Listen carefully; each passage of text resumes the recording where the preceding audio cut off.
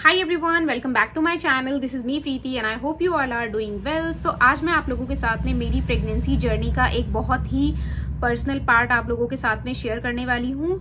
My experience with low line placenta. आप लोगों की बहुत सारी क्वेरीज आ रही थी लास्ट वीडियोस पे कि प्लेसेंटा का क्या हुआ और कैसे मैंने उन सब चीज़ों के साथ डील किया। तो मैंने सोचा एक वीडियो आप लोगों के साथ में बना करके और आपको अच्छे से एक्सप्लेन किया जाए।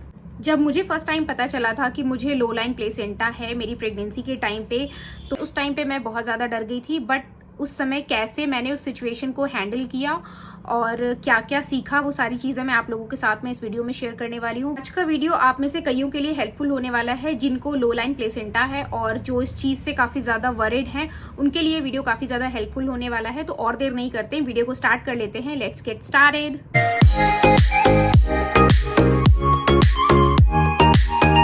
स्टार्टिंग में तो सब कुछ बहुत अच्छा चल रहा था। सेकेंड ट्राइमेस्टर के अल्ट्रासाउंड में जब रिपोर्ट आई तो मुझे पता चला कि मुझे लो लाइन प्लेसेंटा है, मतलब मेरा प्लेसेंटा सर्विक्स के पास है।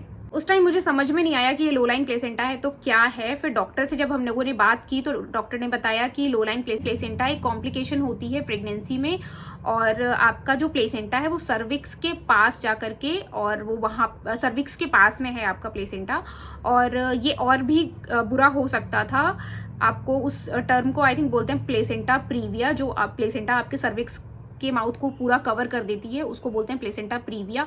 तो वो नहीं है, आपका सर्विक्स के पास में है। बट फिर भी ये कॉम्प्लिकेटेड प्रेगनेंसीज में आता है। तो इस चीज से हम लोग उस टाइम पे काफी ज्यादा पैनिक करने लगे। तो डॉक्टर ने हम लोगों को समझाया कि इसमें परेशान होने वाली चीज नहीं है, क्योंकि ये अपने कंट्रोल में नहीं है, इसके लिए हम कुछ नहीं कर सकते हैं। बट अभी अगर ये सिचुएशन हो गई है तो हमें ये फिगर आउट करना है कि हम इस सिचुएशन को हम लोग कैसे आगे हैंडल कर सकते हैं। ये सारी चीजें डॉक्टर ने हमें क्लियर की। मेरी तरह आप में से भी कई लोग होंगे जिन्हें ये पहली बार सुन के अजीब लगा होगा कि ये प्लेसेंटा क्या है, लो लाइन प्लेसेंटा क्या है, और ये काफ़ी सारी जो भी मेडिकल टर्म्स हमारी प्रेगनेंसी के टाइम पे हमें नए नए पता चलते हैं, तो हमारे मन में क्यूरियोसिटी होती है जानने के लिए कि वो होता क्या है। तो थोड़ा सा मैं इजी लैंग्वेज में आप लोगों को समझा देती हूँ कि प्लेसेंटा होता क्या है। प्लेसेंटा हमारी बॉडी में एक टेम्परेरी ऑर्गन है। जब तक आप प्रेग्नेंट होते हो तब तक ये आपकी बॉडी में रहता है। प्लेसेंटा का मेन काम होता है वो आपकी बॉडी में आपके ब्लड के थ्रू आपके बेबी को न्यूट्रिशन प्रोवाइड करता है और ऑक्सीजन भी प्रोवाइड करता है। बेसिकली आपकी बेबी के अच्छे ग्रोथ के लिए ये ऑर्गन आपकी बॉडी में डेवलप होता है। प्लेसेंटा आपके यूट्रस की वॉल से चिपका हुआ होता है। जहां पे आपका बेबी होता है उसके बेबी के सेंटर में प्लेसेंटा यूट्रस में चिपका होता है। कुछ प्रेगनेंसीज में प्लेसेंटा एंटीरियर साइड होता है और कुछ में पोस्टीरियर साइड होता है।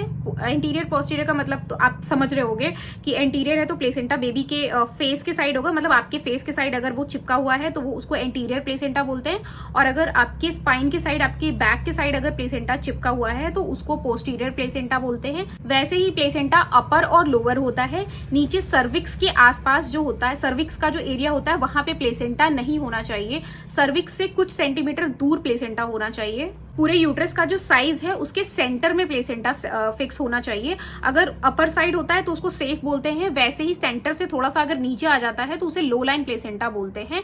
कुछ केसेस में ऐसा होता है कि प्लेसेंटा सर्विक्स का पूरा माउथ कवर कर लेता है, तो वो सिचुएशन काफी ज्यादा डेंजरस हो जाती है। आज हम उसके बारे में बात नहीं करने वाले हैं, आज हम लो लाइन प्लेसेंटा के बारे में बात करने वाले हैं। तो सर्विक्स के माउथ से कुछ सेंटीमीटर की दूर जाकर के अगर प्लेसेंटा आपका यूट्रस की वॉल से चिपका होता है तो उसे लो लाइन प्लेसेंटा बोलते हैं। मेरी प्रेगनेंसी की सेकेंड ट्राइमेस्टर में मुझे पता चला कि मुझे लो लाइन प्लेसेंटा है। अभी बात कर लेते हैं सिम्टम्स के बारे में। लो लाइन प्लेसेंटा अगर आपको है तो आपको क्या क्या सिम्टम्स हो सकते हैं। पहला सिम्टम होता है आपको बैक पेन होता है। बैक पेन आपको कई सारी कंडीशंस में होता है आपकी प्रेगनेंसी के टाइम पे, तो ये फिगर आउट करना थोड़ा सा आई थिंक डिफिकल्ट हो जाता है कि आपको ये किस वजह से हो रहा है। बट हाँ, प्रेगनेंसी के टाइम पे आपको अगर छोटी चीजें भी हो रही तो वो आपको आपके डॉक्टर के साथ में डिस्कस करनी चाहिए। दूसरा जो सिम्टम होता है उसमें आपको सेकेंड और थर्ड ट्राइमेस्टर के बीच में आपको हल्की फुल्की स्पॉटिंग हो सकती है, मतलब वेजाइनल ब्लीडिंग हो सकती है, और उस ब्लीडिंग के टाइम पे आपको पेन नहीं होगा। वो जब आप वॉशरूम में जाते हो और आप चेक करोगे तो आपको लगेगा कि हाँ हल्की फुल्की स्पॉटिंग हो रही है। तो लो लाइन प्लेसेंटा में हल्की फुल्की ब्लीडिंग होने के भी चांसेस होते हैं, तो ये आपको ध्यान रखना है। और अगर आपको लग रहा है कि हाँ स्पॉटिंग हो रही है तो आपको तुरंत अपने डॉक्टर से कांटेक्ट करना है। तीसरा, कुछ केसेस में ऐसा भी होता है कि आपको क्रैम्प्स होते हैं, हल्का फुल्का पेन होता है, पीरियड टाइप का पेन, और नीचे साइड में क्रैम्प्स होते हैं। क्रैम्प्स के साथ साथ आपको डिस्कम्फर्ट भी थोड़ा सा फील होगा। तो ऐसे केसेस में आपको कोई भी चीज़ इग्नोर नहीं करनी है। इनमें से कोई भी चीज़ अगर आपको लग रही है तो आपको तुरंत अपने डॉक्टर से इन्फॉर्म करना है, आपको उनके टच में रहना है। ज़्यादातर केसेस में ऐसा होता है कि आपको लो लाइन प्लेसेंटा सिर्फ आपके अल्ट्रासाउंड में पता चलता है, आपको पहले से कोई सिम्टम्स नहीं आ रहे होते हैं। बट जब आप सेकेंड ट्राइमेस्टर में जाके अपना अल्ट्रासाउंड कराते हो उस टाइम पे आपको पता चलता है कि हाँ आपको लो लाइन प्लेसेंटा है। मेरे साथ भी ऐसा ही हुआ था। मुझे पहले से कोई ऐसे सिम्टम्स अलग से नहीं लग रहे थे, जो हल्की फुल्की चीजें होती हैं बस वही लग रही थी। क्रैम्प्स वगैरह तो नॉर्मली प्रेगनेंसी में होता रहता है, तो मुझे लगा कि वो ऐसा ही है। मैंने डॉक्टर से भी बताया, तो उस टाइम पे जो अल्ट्रासाउंड हुआ था थोड़ा अर्ली था, तो उसमें ऐसा कुछ भी नहीं आया था। बट जब मैंने अपना सेकेंड ट्राइमेस्टर में टीफा के टाइम पे जब मैंने अपना अल्ट्रासाउंड कराया तो उसमें डॉक्टर ने बताया कि हाँ मुझे लो लाइन प्लेसेंटा है। तो जब आपको डॉक्टर ऐसा कुछ बताते हैं तो आपके माइंड में भी सवाल आता होगा, मेरे माइंड में भी आया था। मैंने सबसे पहले डॉक्टर से यही पूछा कि ऐसा हुआ क्यों, और क्या मेरी कोई गलती थी जिसकी वजह से ये सारी चीजें हो गई, मैंने कुछ कर दिया जिसकी वजह से ये ऐसी चीज हो गई है। मे बी आप लोगों के माइंड में भी ये सवाल जरूर आया होगा। तो मैंने जब मेरे डॉक्टर से ये चीज पूछी तो डॉक्टर ने साफ साफ डिनाई किया कि इसमें आपका कोई रोल नहीं है। कुछ केसेस में ऐसा होता है बट आपके साथ वो चीज नहीं लगती है। मैंने इस चीज पर थोड़ी सी रिसर्च की थी, तो वो मैं आप लोगों के साथ में शेयर कर रही हूँ। कॉजेज में मैंने ये पढ़ा कि अगर आपकी दूसरी प्रेगनेंसी है तो चांसेस होते हैं उसमें कि अगर आपकी पहली प्रेगनेंसी में भी आपको लो लाइन प्लेसेंटा डिटेक्ट हुआ था तो इसमें भी चांसेस हैं कि आपको हो सकता है। दूसरा मैंने ये पढ़ा कि आपका यूट्रस से रिलेटेड अगर कोई सर्जरी पहले हो चुकी है तो आपका प्रेगनेंसी के टाइम पे चांसेस हैं कि आपका प्लेसेंटा लो लाइन हो। और तीसरा अगर बात करें तो मल्टीपल प्रेगनेंसीज, मतलब कि एक से ज्यादा अगर आपके बेबीज पहले से आप फर्स्ट टाइम या फिर सेकेंड या थर्ड टाइम अगर प्रेग्नेंट हो और उस टाइम पे हो सकता है, चांसेस ऐसे होते हैं कि आपका प्लेसेंटा लो लाइन हो। फोर्थ मैंने ये पढ़ा था कि अगर आप स्मोकिंग करते हो या फिर अल्कोहल ले रहे हो तो उस टाइम पे भी चांसेस होते हैं कि आपको लो लाइन प्लेसेंटा आ सकता है। तो मेरे केस में ऐसा कुछ भी नहीं था। डॉक्टर ने मुझे बताया भी कि आपकी कुछ करने की वजह से ये चीज ऐसे नहीं हुई है, ये चीज नेचुरली है, इसमें हम कुछ कर नहीं सकते हैं कि ये कैसे हुआ। कॉजेज पे आपका ऐसा, मेरे साथ ऐसा कोई सीन नहीं था, मेरी कोई मल्टीपल प्रेगनेंसीज नहीं थी, मेरा कोई सर्जरी नहीं थी और स्मोकिंग और ये सारी कोई चीजें नहीं थी। तो डॉक्टर ने बोला कि ये चीज एकदम नेचुरली हुई है, इसमें आप कुछ नहीं कर सकते हो। अभी बात कर लेते हैं कॉम्प्लिकेशंस की।